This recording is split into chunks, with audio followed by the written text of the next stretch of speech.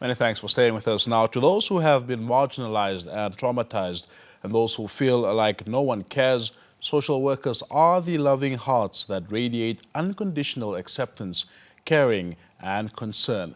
Well, today Namibia celebrates social workers and the work that they do. And to help us further unpack and, of course, appreciate, these important people, I'm joined by Dr. Esther Utjiua Muinjangue, who is the Deputy Minister for Health and Social Services in the Republic of Namibia. Very good morning to you, Doc. Thank you so much for being here this morning. Good morning, sir, and thank you for having me. Firstly, in your own words, just how crucial are social workers in our country? Thank you so much for the question. Just as you rightly put it there, that for those who are having things that are bothering them, there are people with ears, with eyes to listen to them.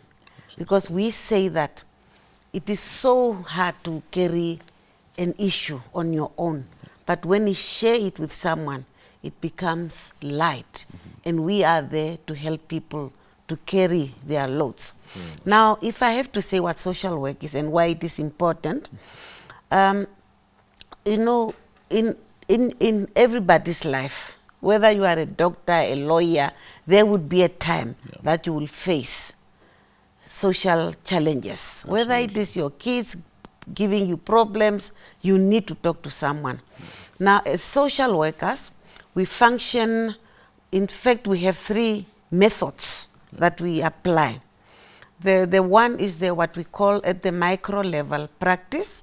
The micro level practice is now when you deal with the smallest unit of the community.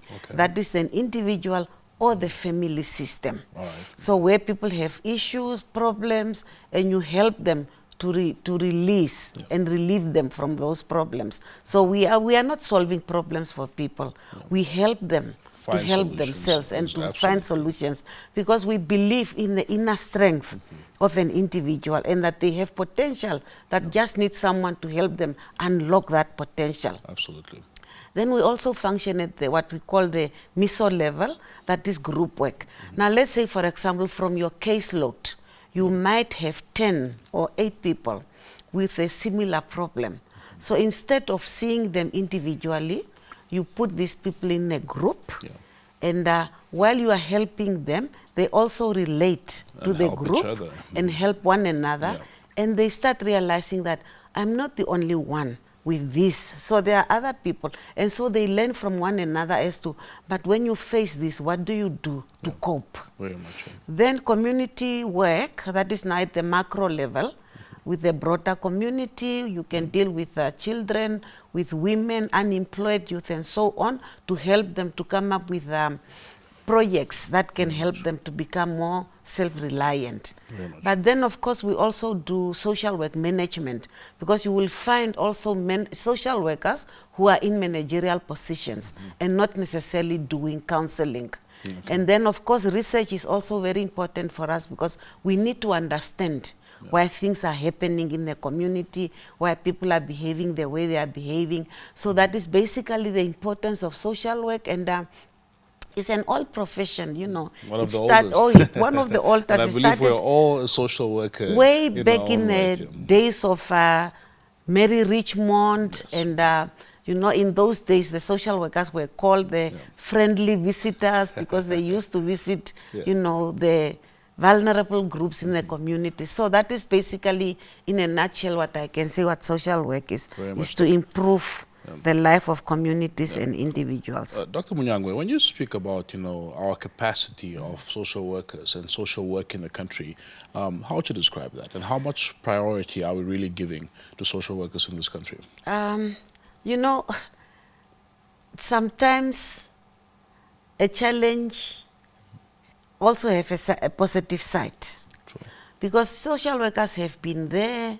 People knew that we have social workers in the country, but with COVID-19, the role of social workers was so highlighted, because everyone was mentally affected. Very much. And then people started to realize the importance of psychosocial support, where I need to go and talk to someone, and things also have changed. The way we buried our people is not what we are used to.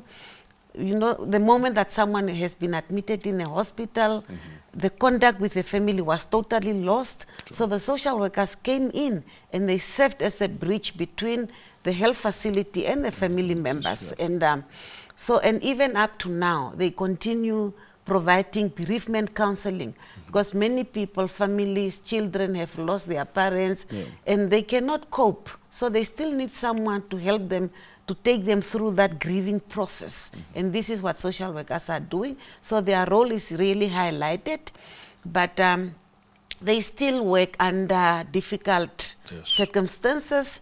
I recall 1995, there was already a report. There was a consultant, Dr. Kaseke, and in his report, he highlighted the circumstances, the working conditions of social workers, and many other people like Muinjangue, myself, I can refer to myself as well. And how far have we come since that report and its findings? I think things have changed.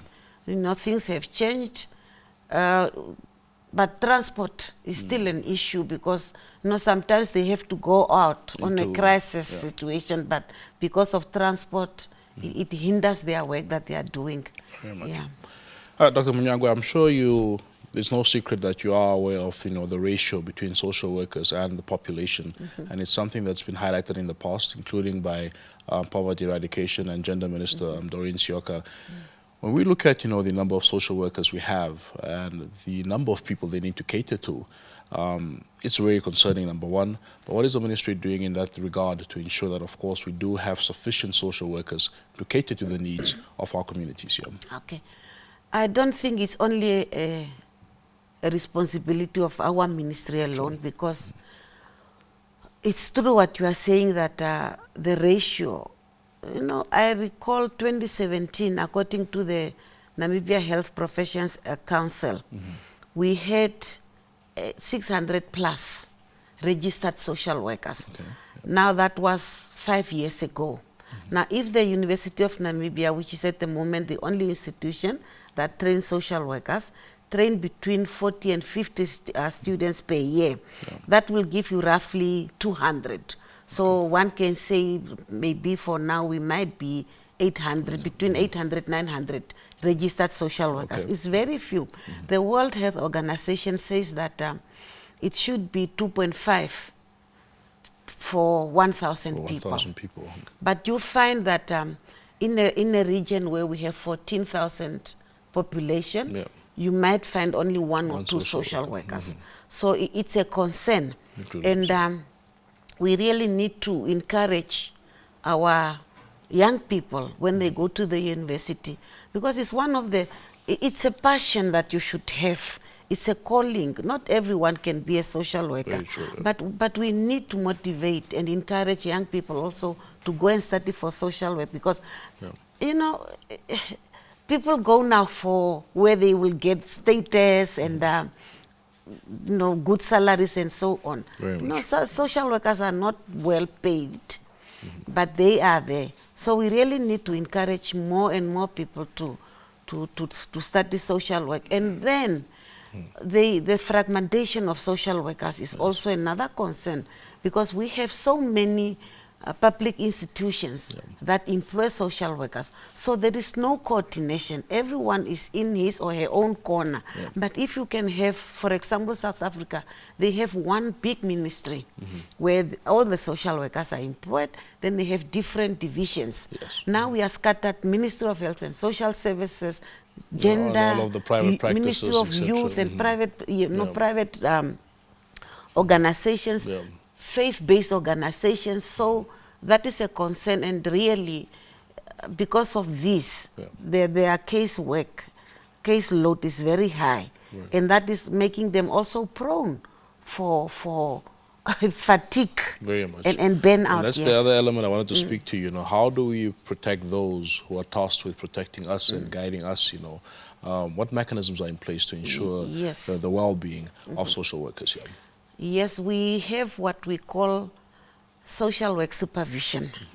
Every social worker is working under a supervisor. And one function of supervision is personality enrichment and supportive supervision.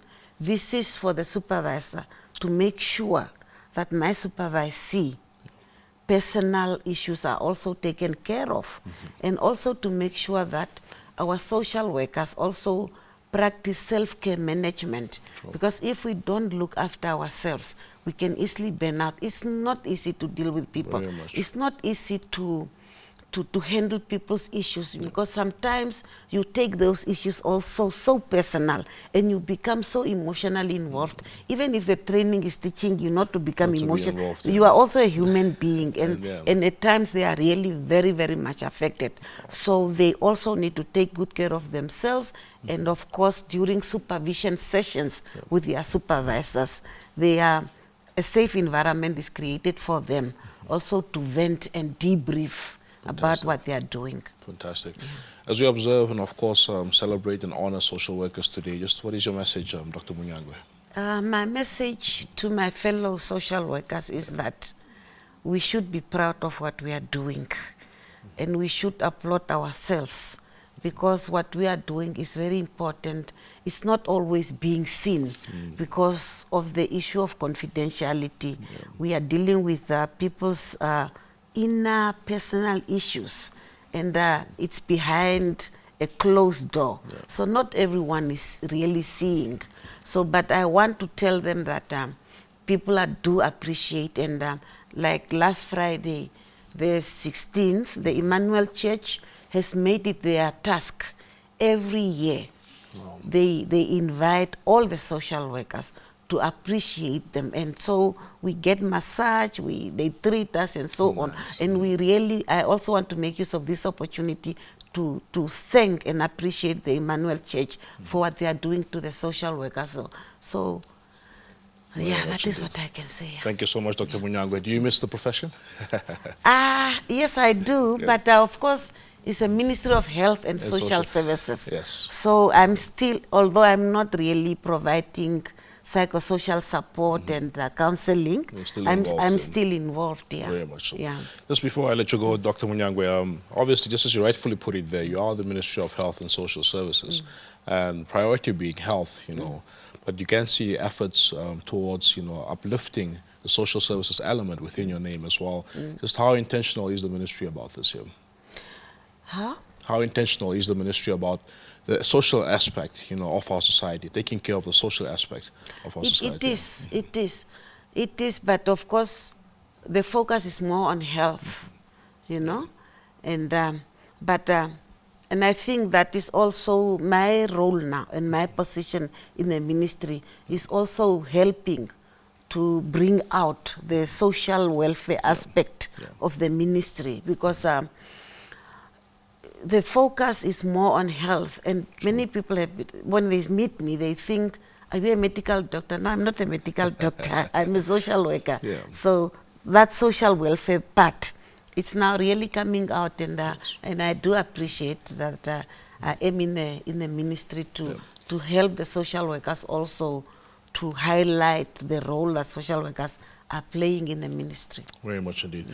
Dr. Muinjangue, thank you so much for being here once again, and all the best with the work that you're doing. Thank you so much, sir, and have a blessed day. Thank you.